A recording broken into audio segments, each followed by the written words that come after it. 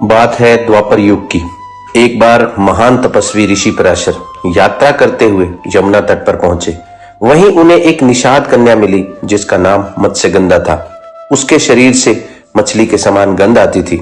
ऋषि पराशर ने अपने तपोबल से मत्स्यगंधा की उस गंध को सुगंध में परिवर्तित कर दिया। फिर यमुना नदी के मध्य ही एक दिव्य द्वीप की रचना की। उसी दिव्य द्वीप पर ऋषि पराशर और मत्स्यगंधा का एक मिलन हुआ। उनके मिलन से ही मेरा जन्म हुआ। द्वीप पर जन्म लेने के कारण मेरा नाम द्वैपायन रखा गया और श्याम वर्ण होने के कारण कृष्ण। इस प्रकार मेरा नाम पड़ा कृष्ण द्वैपायन। बाल्यकाल से ही मैं अपने पिता के साथ वन को चला गया। मेरी प्राथमिक शिक्षा मेरे प्रथम गुरु व पिता ऋषि पराशर से ही हुई। उन्हीं से ही मैंने वेदों का सार, ब्रह्म ज्ञान, तपस्या और संयम का ज्ञान प्राप्त किया। 6 वर्ष की अल्प आयु में ही मैंने बाल ब्रह्मचार्य का व्रत धारण कर लिया और आत्म साक्षात्कार द्वारा दिव्य दृष्टि और दूरदृष्टि को प्राप्त कर लिया। आगे चलकर मैंने वेदों और उपनिषदों का संकलन एवं विभाजन भी किया। वेदों के संकलन और उनके विस्तार के कारण मुझे वेद व्यास का नाम दिया गया। वेद क्योंकि मैंने वेदों का संकलन किया और व्यास उनका मैंने विस्तार किया। ऐसे ही मेरा नाम वेद व्यास पड़ा। मेरा जन्म माता मत्स्यगंधा व ऋषि पराशर की पवित्रता से हुआ। पवित्रता से मेरा जन्म होने के कारण मेरे पिता ऋषि पराशर ने मेरी माता मत्स्यगंधा को यह वरदान दिया था कि वह अविवाहित ही रहेंगी। और ऐसा होने के कारण मेरे नाना जी निषाद राज जी ने मेरी माता मत्स्यगंधा का नाम आगे चलकर सत्यवती रख दिया। महाभारत के अगले भाग में उस समय भारतवर्ष के महान राजा थे राजा शांतनु। एक दिन शिकार के दौरान उनकी भेंट सत्यवती जी से हुई। पहली भेंट में राजा शांतनु का हृदय उन पर आ गया और दोनों के बीच गहरा प्रेम पनपने लगा। प्रेम के कारण महाराजा शांतनु बार बार सत्यवती से मिलने के लिए आने लगे। एक दिन राजा ने कहा, सत्यवती, तुम्हारे पास आकर मुझे बड़ी अद्भुत शांति और संतोष मिलता है। राज्य का भार, युद्ध, संघर्ष, राजनीति, न्याय अन्याय सब कुछ तुम्हारे पास आकर भूल जाता हूँ। इसके अतिरिक्त किसी और की क्या इच्छा हो सकती है सत्यवती? सत्यवती ने शांत स्वर में उत्तर दिया, जीवन की इच्छा महाराज, और जीवन का दूसरा नाम ही संघर्ष है। राजा बोले, तो क्या तुम्हें संघर्ष अच्छा लगता है सत्यवती, शांति अच्छी नहीं लगती? सत्यवती मुस्कुराई और कहा, शांति की बातें वे लोग करते हुए अच्छे लगते हैं महाराज जिन्हें सारे सुख पहले ही मिल चुके हों। जिनके पास अभी सुख ही ना हो वे शांति के मूल्य को कैसे जानेंगे? और सुख भी तो संघर्ष के परिणाम में ही मिलता है महाराज। आपको मेरे पास आकर शांति मिलती है, यह मेरे लिए बड़े सौभाग्य की बात है। पर मेरा जो प्रेम है वो भी तो आपसे सुखों की इच्छा रखता है महाराज। तो राजा शांतनु बोले, इच्छा उतनी ही अच्छी है जो अपने दोनों हाथों में समाई जा सके। इस पर सत्यवती ने उत्तर दिया, महाराज, भगवान ने हमें आंखें भी तो कितनी छोटी सी दी हैं, पर इस आंखों में पूरे आकाश को देखने की शक्ति भी दी है। ऐसे में छोटी इच्छा रखकर मैं अपने हृदय का अपमान कैसे कर सकती हूँ महाराज?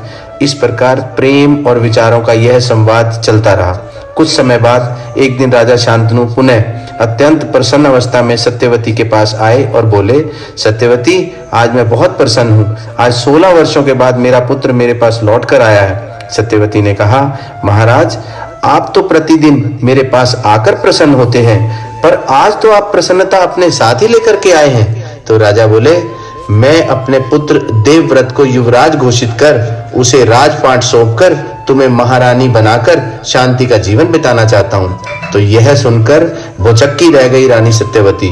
तो सत्यवती ने सहज किंतु गंभीर स्वर में पूछा, कौन है ये देवव्रत महाराज? पहले तो कभी आपने मुझे उसके बारे में बताया ही नहीं। तो राजा शांतनु बोले, सत्यवती, तुमसे पहले भी मैं एक स्त्री से प्रेम करता था। उसका नाम था गंगा। मैंने उससे विवाह का प्रस्ताव रखा, पर उसने विवाह से पहले मेरे सामने एक कठोर शर्त रखी कि मैं उससे कभी कोई प्रश्न नहीं करूंगा, उसके किसी भी कार्य पर कोई प्रश्न चिन्ह नहीं लगाऊंगा। मैं उस पर इतना मोहित था कि बिना कुछ सोचे समझे उस शर्त को स्वीकार कर लिया और इसी वचन के साथ हमारा विवाह हो गया। हमारा पहला पुत्र हुआ तो उसे गंगा में ही प्रवाहित कर दिया। दूसरा पुत्र हुआ, उसे भी गंगा में बहा दिया। ऐसे ही एक एक करके मेरे 7 पुत्रों को उसने जल में समर्पित कर दिया। मेरे हृदय में बहुत पीड़ा थी, पर मैं कुछ पूछ नहीं सकता था क्योंकि मैं वचनबद्ध था। जो वचन दिया था उसे भोगना ही मेरा धर्म बन गया था। पर राजा का एक और कर्तव्य भी होता है, प्रजा को युवराज देना। और जब 8वां पुत्र जन्मा तो मेरी पीड़ा असहनीय हो गई। मैं स्वयं को रोक न सका और मैंने गंगा को टोक दिया। बस वही क्षण निर्णायक था। गंगा ने मुझसे कहा, महाराज, मैंने आपसे वचन लिया था कि यदि आप मुझसे प्रश्न करेंगे तो मैं आपको छोड़कर चली जाऊंगी। यह कहकर अपने पुत्र को लेकर गंगा नदी में समा गई। और आज 16 वर्षों के बाद वही उसी पुत्र को मेरे पास लेकर के आई। प्रजा के लिए वो तैयार करती रही। उस पुत्र ने परशुराम जी से शिक्षा प्राप्त भी की है, शस्त्र और शास्त्र दोनों में निपुण हुआ है। आज वही पराक्रमी पुत्र देवव्रत गंगा मुझे आज उसने लौटाया है। और सत्यवती, जब मुझे मेरा पुत्र मिल गया है तो मैं चाहता हूं कि यही देवव्रत मेरे राज्य का युवराज बने और तुम मेरी महारानी बनो।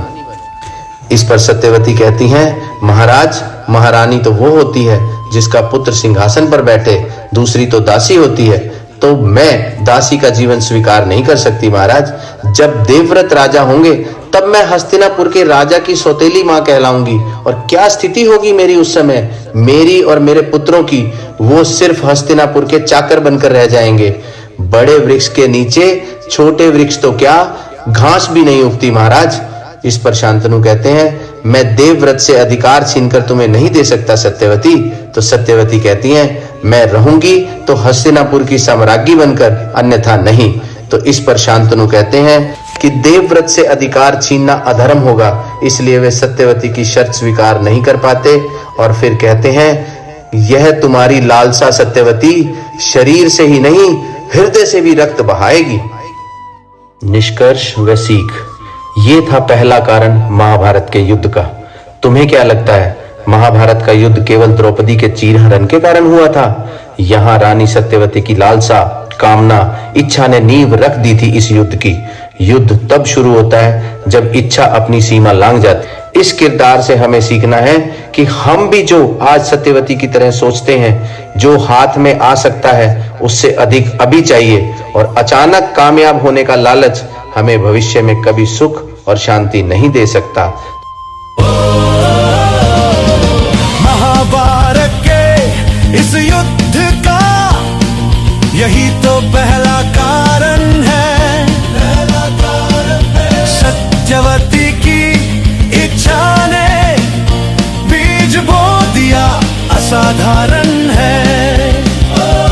जब लोभ लालच बग जाता है, विवेक पीछे छूट जाता है, मन और बुद्धि के अंदर ही एक युद्ध आरंभ हो जाता है। जो मिले उसी में रहना सीखे, यही धर्म की होती जीत। मन का युद्ध जीतना है तो सदा प्रभु में रखनी प्रीत। जो प्राप्त है वही पर्याप्त है, इच्छा यदि हम बांध लेते, सुख शांति वाले जीवन की पकड़ सदा ही राह लेते। दो हाथों में जो समा सके उतनी ही चाह रखनी है। अचानक ऊंचे चढ़ने की, लोभ की सीढ़ी त्यागनी है। तेज सफलता का ये मार्ग दिखता भले आसान है, कभी ना कभी वही बनता हार का कारण महान है। महाभारत के तभी रुक पाएगा अगर समझिए आएगा, कामना इच्छा सीमा में रहे, जीवन में कभी ना दुख आएगा।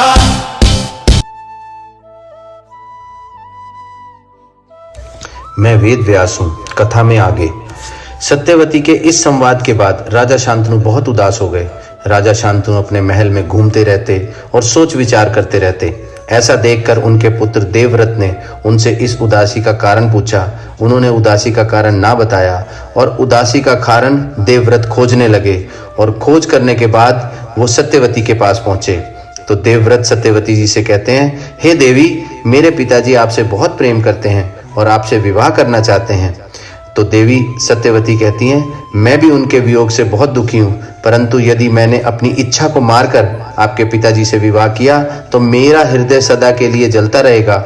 और जिसके स्वयं के हृदय में ही सुख ना होगा वो दूसरों को सुख कैसे दे सकेगा?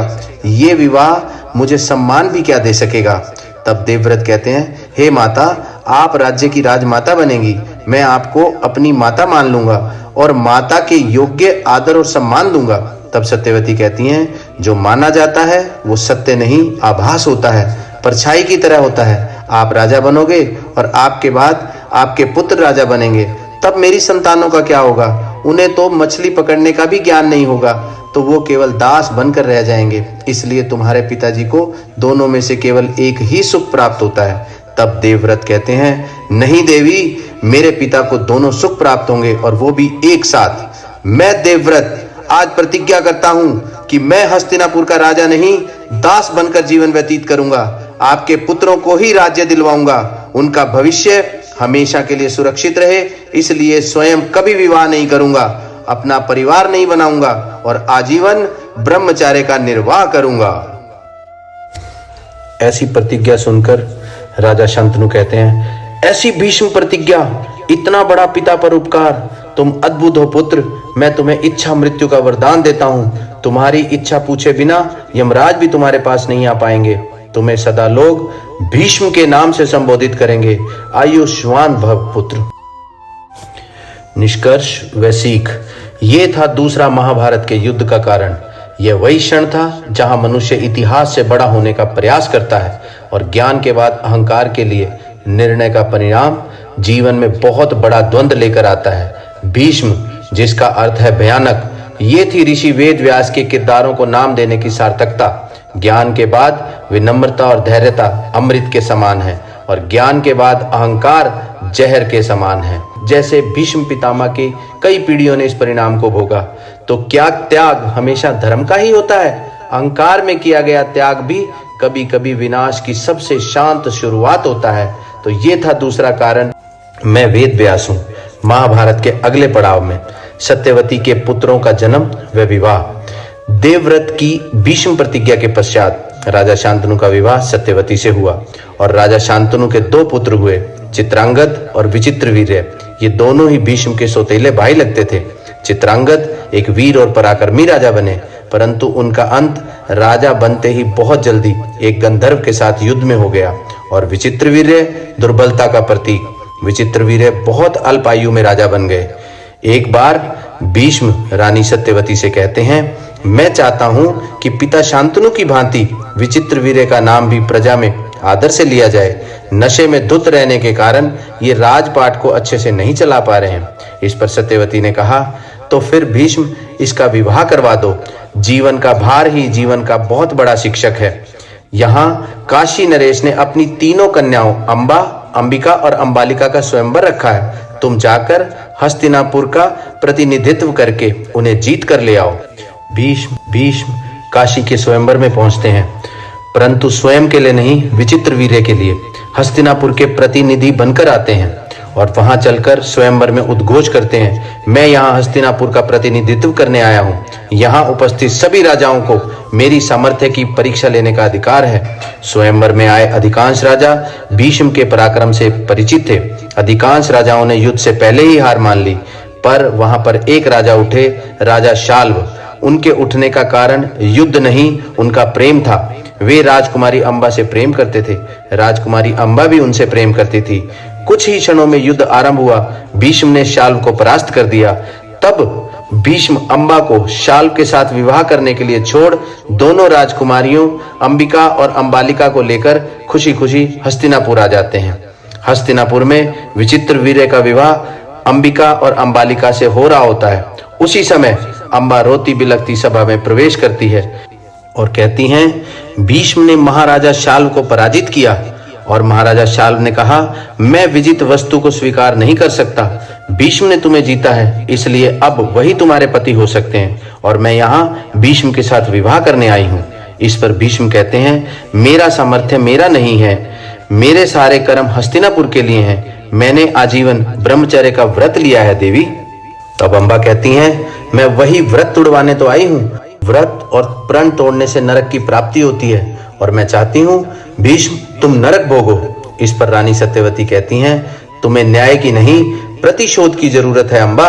और भीष्म से प्रतिशोध अर्थात भीष्म को दंड केवल भगवान परशुराम ही दे सकते हैं। तुम उनकी शरण में जाओ। अंबा अपनी गुहार लेकर परशुराम जी के पास जाती है और आप बीती बताती है। परशुराम जी भीष्म को बुलवाते हैं। क्योंकि भीष्म उनके शिष्य रह चुके थे और कहते हैं, भीष्म तुम मुझसे युद्ध करो, तुम्हें इस नारी को इंसाफ दिलाने के लिए मुझे तुमसे युद्ध करना ही पड़ेगा। यदि तुमने इस स्त्री के साथ धर्म किया है और धर्म का साथ दिया है तो तुम अवश्य मुझे पराजित कर पाओगे, और यदि नहीं तो तुम्हें इस देवी के साथ अन्याय करने का दंड जरूर मिलेगा। भीष्म कहते हैं, आपका मुझ पर संदेह करना ही मेरी हार है प्रभु, आपके साथ मैं युद्ध नहीं कर सकता। इस पर परशुराम कहते हैं, ये मेरा आदेश है, गुरु की आज्ञा ना मानना भी शिष्य का कर्तव्य नहीं है। और ऐसा मानकर दोनों में युद्ध प्रारंभ हुआ।